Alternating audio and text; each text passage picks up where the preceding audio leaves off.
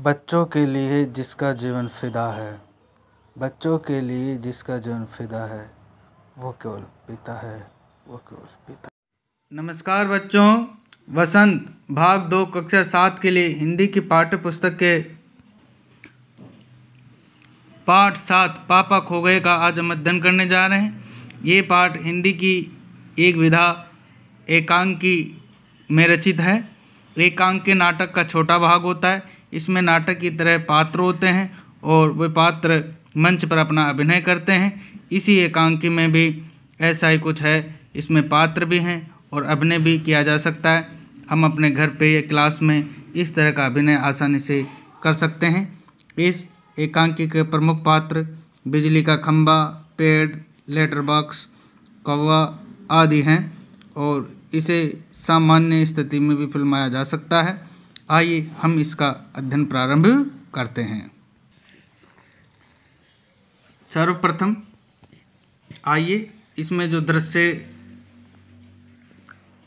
हम रखने जा रहे हैं वह है सड़क, रात का समय, समुद्र के सामने फुटपाथ, वहीं पर एक बिजली का खंभा, एक पेड़, एक लेटर बॉक्स, दूसरी ओर धीमे प्रकाश में एक सिनेमा का पोस्टर पर नाचने की भंगिमा में एक औरत की आकृति, समुद्र से सनसनाती हवा का बहाव, दूर कहीं कुत्तों के भौंकने की आवाज़।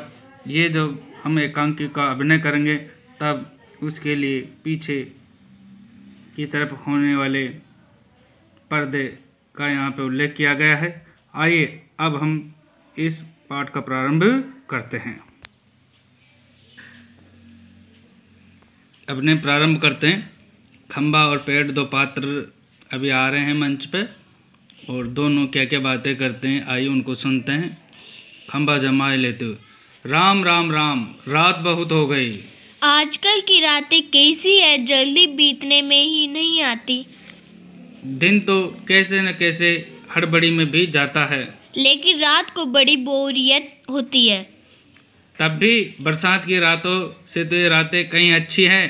पेड़ राजा, बरसात की रातों में तो रात भर भीगते रहो, बादलों से आने वाले पानी की मार खाते रहो, तेज हवाओं में भी बल्ब को कसकर पकड़े बराबर एक टांग पर खड़े रहो। बिल्कुल अच्छा नहीं लगता।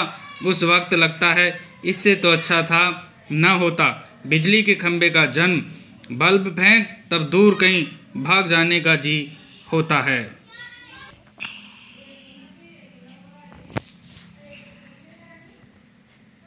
आगे देखिए क्या होता है। मुझ पर भी एक रात आसमान से गड़गड़ाती बिजली आकर पड़ी थी। अरे बाप रे, वो बिजली थी या आफत, याद आते ही अब भी दिल धक धक करने लगता है। और बिजली जहाँ गिरी थी वहाँ खड्डा कितना गहरा पड़ गया था। खम्भे महाराज, अब जब कभी बारिश होती है तो मुझे उस रात की याद होती है और अंग थर थर कांपने लगते हैं। मेरी तबीयत ही लोहे की है जो मैं बीमार नहीं पड़ता, वरना कोई भी इस तरह बारिश ठंडी धूप में खड़ा रहे तो जरूर बीमार पड़ जाएगा या नहीं। कितने दिन बीत गए, कितनी ही रातें, लेकिन मैं बराबर इसी तरह खड़ा हूँ। चुंगी की यह नौकरी भी कोई नौकरी है। आइए देखे पेड़ क्या कहता है। अपने पत्तों का कोट पहनकर मुझे सर्दी, बारिश या धूप में उतनी तकलीफ नहीं होती, तो भी तुमसे बहुत पहले का खड़ा हूँ मैं यहाँ। यही मेरा जन्म हुआ, इसी जगह। तब सब कुछ कितना अलग था। यहाँ वहाँ के वे सब ऊंचे ऊंचे घर नहीं थे। तब यह सड़क भी नहीं थी। वह सिनेमा का बड़ा सा पोस्टर और उसमें नाचने वाली औरत भी तब नहीं थी। सिर्फ सामने का ये समुद्र था। बहुत अकेलापन महसूस होता था। तुम्हें जब यहाँ लाकर खड़ा किया गया तो सोचा चलो कोई साथी तो मिला, इतना ही सही, लेकिन वो भी कहाँ। तुम शुरू में मुझसे बोलने को ही तैयार नहीं थे। मैंने बहुत बार कोशिश की पर तुम्हारी अकड़ जहाँ थी वहीं कायम। बाद में मैंने भी सोच लिया कि इसकी नाक इतनी ऊंची है तो रहने दो। मैंने भी कभी आवाज़ नहीं लगाई। हाँ, अपना भी स्वभाव जरा ऐसा ही है। और एक दिन जब आंधी पानी में मैं बिल्कुल तुम्हारे ऊपर ही आ पड़ा बाप रे, कैसा था वो आंधी पानी का तूफान। अब तुम खड़े थे इसलिए मैं कुछ संभल गया। हाँ, तुमने मुझे ऊपर का ऊपर झेल लिया, वह कितना अच्छा हुआ। चाहे तुम खुद काफ़ी जख्मी हो गए, बाद में मेरा गरूर भी झड़ गया और अपनी दोस्ती हो गई। हवा आज भी बहुत है। दोनों चुप। हवा की आवाज़, कुत्ते का भौंकना, पोस्टर पर बनी नाचने वाली औरत टेढ़ी हो जाती है, उसके घुंघरू बजते हैं, वह फिर पहले की तरह स्थिर हो जाती है। लेटर बॉक्स किसी दोहे का एक चरण गुनगुनाता है और रुक जाता है। पेड़ के पीछे से झांककर, काऊ कौन है जो रात के वक्त इतनी मीठी आवाज़ लगाकर मेरी नींद खराब करता है? जरा भर चैन नहीं इन्हें। मीठी आवाज में नहीं गाए तो क्या इस कोई जैसी कर्कश काँव काँव करे? कहता है जरा भर भी चैन नहीं। पेट में हाथ डालकर एक पत्र निकालता है और धीरे धीरे जीभ को लगाकर खोलता है। उसमें से कागज निकालकर रोशनी में पढ़ने लगता है। ये किसकी चिट्ठी आकर पड़ी है? हेडमास्टर। ठीक। क्या कहता है? श्रीमान श्रीयुत गोविंद राव जी। आपका लड़का परीक्षक पढ़ाई में काफ़ी कमज़ोर है। क्लास में उसका ध्यान पढ़ाई में बिल्कुल नहीं रहता। इसकी बजाय उसे क्लास से गायब रहकर बंटे खेलना ज़्यादा अच्छा लगता है। आप एक बार खुद आकर मुझसे मिलिए। परीक्षक के पापा हेडमास्टर से मिल भी लेंगे तो क्या हो जाएगा? स्कूल में बच्चे पढ़े नहीं, क्लास से गायब रहकर बंटे खेलते रहे। इसका क्या मतलब? फीस के पैसे क्या फोकट में आते हैं? सभी पापा लोग ऑफिस में इतना काम करते हैं, तब कहीं जाकर मिलते हैं पैसे। उन्हें ये बच्चे फोकट के समझे? आखिर क्यों? छः, मुझे हेडमास्टर होना चाहिए था। इस परीक्षित के होश तब में अच्छी तरह ठिकाने लगा था। वह पत्र रखकर दूसरा निकालता है। ये किसका है? क्यों लालता हूँ? आज किस किस के पत्र चोरी चोरी पढ़ते रहे हैं? चोरी चोरी? चोरी किस लिए? सभी चिट्ठियाँ मेरे ही तो कब्जे में होती है। अच्छी तरह रोज रोज पढ़ता हूँ। कब्जे में होने का मतलब ये तो नहीं लालता हूँ कि लोगों की चिट्ठियों फाड़ फाड़ कर पढ़ते रहो। पोस्टमास्टर को पता चल गया तो? चलता है तो चल जाने दो। मेरी तरह यहाँ रात दिन बैठकर दिखाएं तब पता चले। परसों वह पोस्टमैन मेरे पेट में से चिट्ठियाँ निकाल रहा था और मुझे इतनी लंबी जमाई आई कि रोके नहीं रुकी। वह देखता ही रह गया। चिट्ठियों का बंडल बनाकर जल्दी जल्दी चलता बना।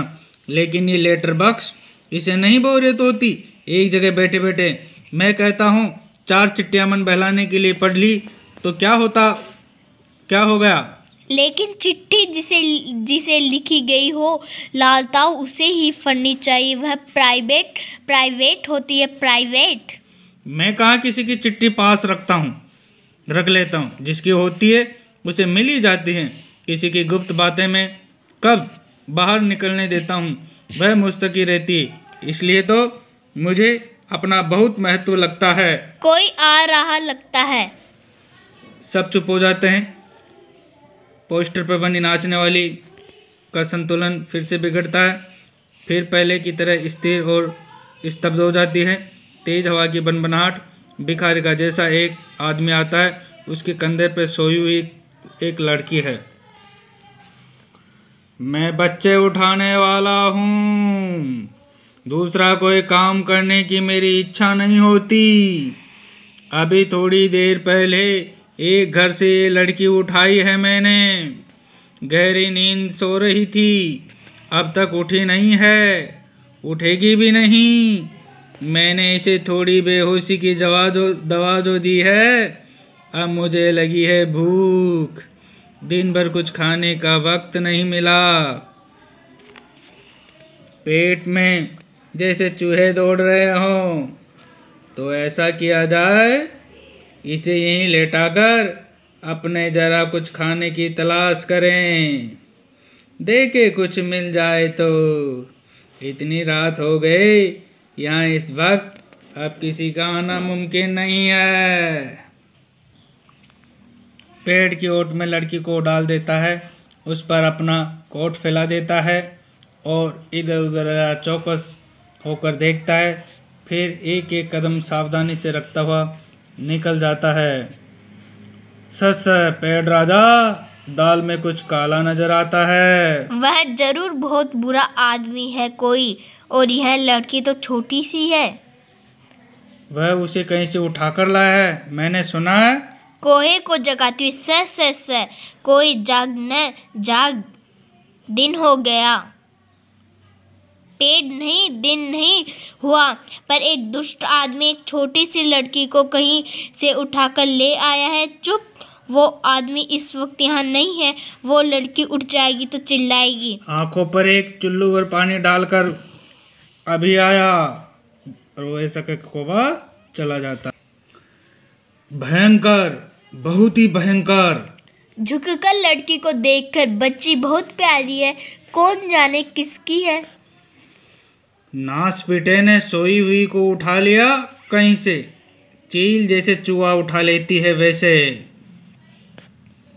मैं भी देखना चाहता हूँ उसे, पर मुझसे झुका नहीं जाता। लालताऊ, अभी भी सो रही है क्या वो? हाँ हाँ, खंबे महाराज। आकर कौन उठा लाया, किसे बोलो अब। इसे, इस छोटी लड़की को एक दुष्ट आदमी उठा लाया है देखकर। अच्छा, यही लड़की और वह दुष्ट आदमी कहाँ है इसे उठाकर लाने वाला? वह जरा गया है खाने की तलाश में, भूख लगी थी उसे। थोड़ी देर में आ जाएगा नासपेटा। और यहाँ ये खिलौने सी बच्ची, नहीं नहीं, ऐसी कल्पना भी नहीं की जा सकती। कौन जाने क्या होगा इस बच्ची का। कौआ, हाँ सच, आजकल कुछ दुष्ट लोग बच्चों को उठा ले जाते हैं। मैं तो घूमता रहा हूँ ना, ऐसे होता देखा है। मैं बताऊं, अपन ये काम नहीं होने देंगे, पर मैं कहता हूँ ये होगा कैसे। होगा कैसे मतलब? उस दुष्ट को मजे से इस बच्ची को उठा ले जाने दे। वह दुष्ट है कौन, पहले उसे नजर तो आने दीजिए। मैंने देखा है नासपीटे को, अच्छी तरह करीब से देखा है, बहुत दुष्ट लगा मुझे तो। कैसी नजर थी उसकी, घड़ी भर को तो मुझे लगा कहीं ये मुझे ही न उठा ले जाए। कोहा, ताऊ आपको खोक खोक करके हंसता है। छोटी लड़की अब तक कुछ जाग चुकी है। अध खुली आंखों से सामने देखते पेड़, खम्बा, लेटर बक्स और कोहा एक दूसरे से बातें कर रहे हैं। इतना मुंह फाड़ कर हंसने की क्या बात है इसमें? उसकी गंदी नजर यहाँ से मुझको भी खूब अच्छी तरह दिखाई दे रही थी। छोटे बच्चों को उठाने से ज्यादा बुरा काम और क्या हो सकता है। लड़की उठकर बैठ जाती है, स्वप्न देखने जैसे भाव मुद्रा। कैसा मन होता है नासपीटों का, उनका वही जाने, उनका वही जाने। ताऊ, एक जगह बैठे रहकर यह कैसे जान सकोगे? उसके लिए तो मेरी तरह रोज चारों दिशाओं में गश्त लगानी पड़ेगी, तब जान पाओगे यह सब। काफी समझदार है तू। अरे ये हमें कैसे हो सकेगा, हमसे कैसे हो सकेगा? लड़की स्वप्न देखती हुई सी खड़ी है।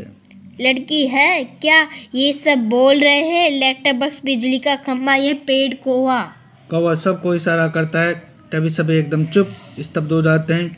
लड़की इन सब के पास जाकर खड़ी हो जाती है, अच्छी तरह सबको देखती है, पर सभी निर्जीव लगते हैं। लड़की क्या कहती है? ये तो ठीक लग रहे हैं, फिर मुझे तो दिखाई दिया वह सपना था या कुछ और। फिर गौर से देखती है, सभी निस्तब्ध। कौन बोल रहा था, कौन गप्पे मार रहा था, सभी चुप। कौन बातें कर रहा था? मुझे डर लग रहा है। मैं कहाँ हूँ? यह सब क्या है? मेरा घर कहाँ है? मेरे पापा कहाँ है? मम्मी कहाँ है? कहाँ हूँ मैं? मुझे बहुत डर लग रहा है, बहुत डर लग रहा है। कैसा अंधेरा है चारों तरफ, रात है, सपना देख रही थी मैं, पर सब सच है। कोई तो बोलो ना, नहीं तो चीखूंगी मैं, चीखूंगी। सभी चुप स्तब्ध। लड़की घबरा कर एक कोने में अंग सिकोड़ कर बैठ जाती है, फिर अपना सिर घुटनों में डाल देती है। मुझे डर लग रहा है, मुझे डर लग रहा है। अब मुझसे चुप नहीं रहा जाता, बहुत घबरा गई है। आगे सरक। बच्ची घबरा मत। लड़की पहले ऊपर देखती है, फिर सामने। कौन? मैं हूँ लेटर बॉक्स। लड़की, तुम बोलते हो? हाँ, मेरे मुंह नहीं है क्या? तुम चलते भी हो?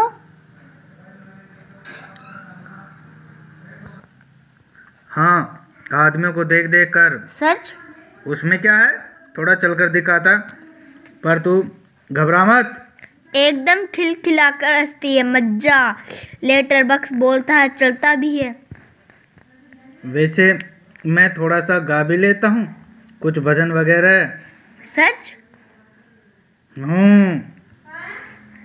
तुम मजेदार हो, बहुत बहुत अच्छे हो। पर मैं बहुत लाल हूँ। नासपिटों के पास जैसा दूसरा रंग ही नहीं था, लाल रंग पोत दिया मुझ पर।